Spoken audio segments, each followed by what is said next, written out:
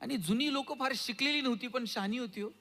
माणसं जर गेली तर त्यांच्या स्मृतीप्रित्यर्थ आमराई उभी करायची. हे आमच्या आज्याच्या नावानं, हे आमच्या पंजाच्या नावानं, हे आमच्या चुलत्याच्या नावानं. आमराई सुद्धा गेलेल्या माणसांच्या नावानं आमराई उभी करायची. काही ठिकाणं देवराई आहेत, देवाच्या नावानं झाडं लावलेली आहेत, पण देवाच्या नावानं वाढवली टिकवली. आता आम्ही झाडं तोडतोय विकासाच्या नावाखाली आणि त्याचा परिणाम 45-46 डिग्री सेल्सिअस तापमान हे नागपूर बिगपूरला असायचं, आता आपल्याकडे पण यायला लागले.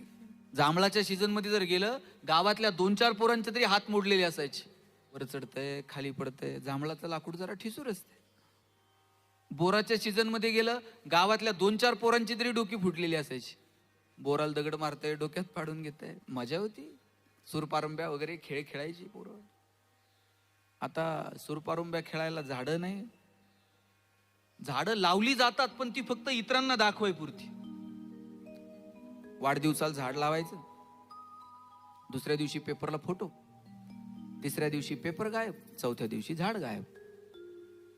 पुढच्या वाढदिवसाला खड्डा तोच असतो, झाड फक्त नवीन असतं. सकाळी कार्यकर्त्यांनी झाडं लावायची, दुपारी बकऱ्यांनी झाडं खायची आणि संध्याकाळी कार्यकर्त्यांनी बकऱ्या खायच्या. फिट्टम फाट. आम्ही कुणाला फसवायला निघालोय? या पाना फुलात, या निसर्गामध्ये भगवंत आहे. आणि म्हणून तुकोबरायांना सांगावं लागलं, ही पानं फुलं झाडं वेली हेच आमचे सगळे सोयरे आहेत. किती गोड लिहिलंय तुकोबरायांनी. वृक्षवल्ली यम्हा सोयरे वनचरे.